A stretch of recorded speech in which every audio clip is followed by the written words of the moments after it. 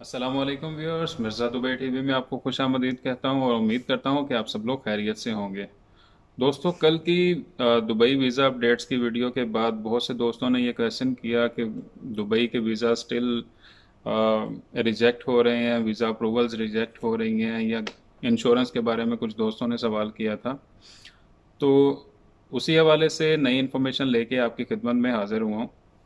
दोस्तों, दुबई की जो गवर्नमेंट है वो वीज़ा आमतौर पर बहुत जल्दी प्रोसेस करती है और बहुत जल्दी वीज़ा इशू करती है, लेकिन अगर किसी वजह से आपका वीज़ा एक्सपायर रिजेक्ट हो जाता है तो उस रिजेक्शन की डिफरेंट रीजंस हो सकती हैं, जिनका हम आज यहाँ पे जिक्र करेंगे। तो दोस्तों, सबसे पहली बात यह है कि अगर आप में से किसी दोस्त के पास दुबई का एम्प्लॉयमेंट वीज़ा था या रेजिडेंसी परमिट ऑलरेडी था और वो यहाँ से वीज़ा कैंसिल किए बगैर मुल्क वापस चला गया,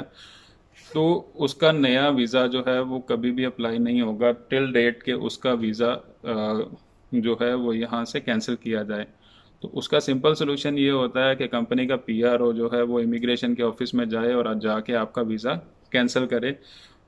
और दूसरा ये भी हो सकता है कि आपके नाम पर पहले किसी किस्म का कोई work permit visit visa issue हुआ हो, आपने यूएई का विजिट वीज़ा लिया लेकिन किसी वजह से आप यूएई का विजिट नहीं कर पाए। तो यूएई का विजिट नहीं किया, आपकी यहाँ पे एंट्री नहीं है, तो इसकी वजह से आपका नया विजिट अप्लाई नहीं होगा। इसका भी सोल्यूशन यही है कि जिस कंपनी के थ्रू आपने विजिट वीज़ा अप्लाई किया था वही कंपनी का पीआरओ जाके आपके पेपर्स की सेटलमेंट करेगा, तभी आपका नया वीज़ा अप्लाई हो सकेगा। दोस्तों, ऐसा भी पॉसिबल हो सकता है कि आपके नाम पे आपने किसी कंपनी से विजिट वीज़ा के लिए रिक्वेस्ट की हो और उन्होंने आपका विजिट वीज़ा के लिए रिक्वेस्ट या एप्लीकेशन जमा करवा दी हो। तो उसके बाद अगर आपके पास किसी किस्म का एम्प्लॉयमेंट वीज़ा के चांसेस बन जाते हैं, आपको कोई जॉब ऑफर लेटर मिल जाता है,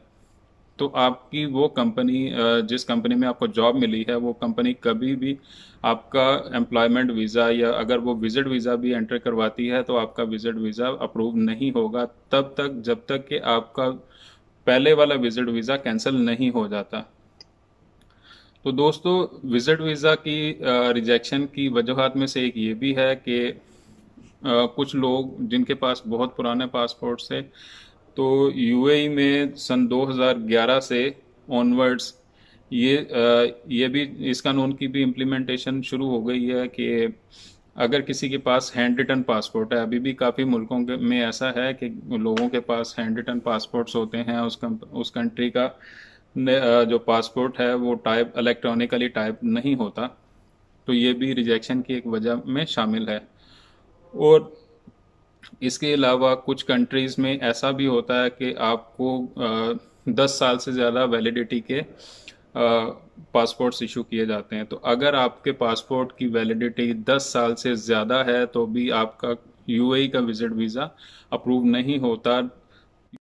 बल्कि दुबई गवर्नमेंट आपसे मज़ीद डॉक्यूमेंट्स के बारे में पूछेगी, यानी कि आपका बर्थ सर्टिफिकेट या कोई दूसरे स्पेशल डॉक्यूमेंट्स के बारे में पूछ सकती है कि जनाब आप ये डॉक्यूमेंट्स जमा करवाएंगे, कुछ वेरिफिकेशंस रिक्वायर्ड होती हैं, उसके बाद आपकी अप्रूवल हो सकती है। उसके बाद दोस्तों,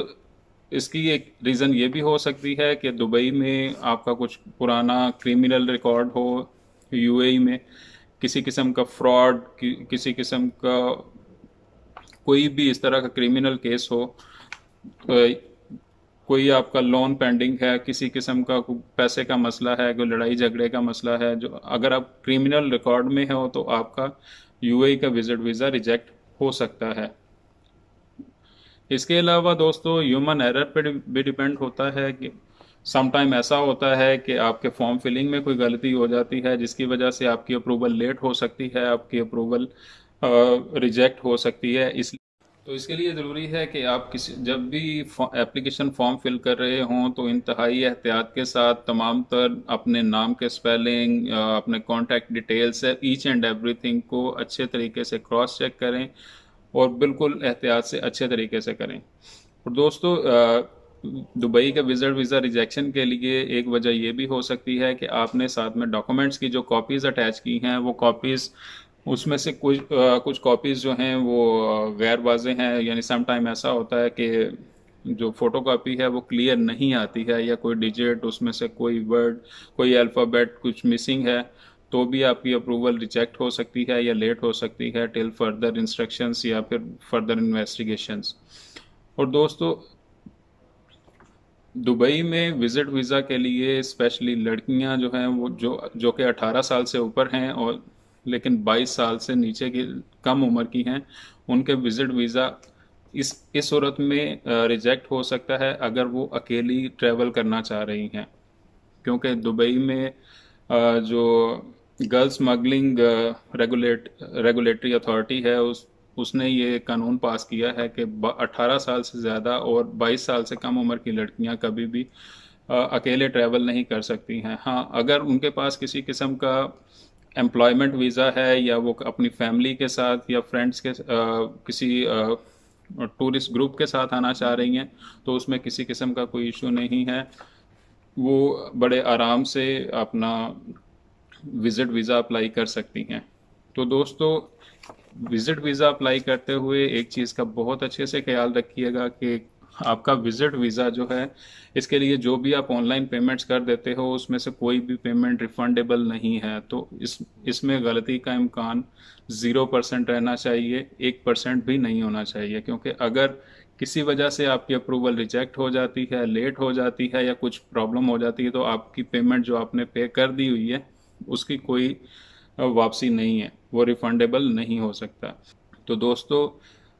विजिट वीज़ा रिजेक्शन की वजूहात के हवाले से अभी तक इतना ही। अगर किसी को मज़ीद कुछ क्वेश्चन है, कुछ पूछना चाहते हैं, तो कमेंट सेक्शन में अपनी राय ज़रूर दीजिए। आपको ये वीडियो कैसी लगी मुझे लाजमी बताइए,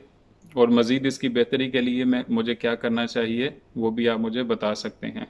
और हाँ, अगर आपको ये वीडियो अच्छी लगी तो इसको लाइक कीजिए, शेयर कीजिए,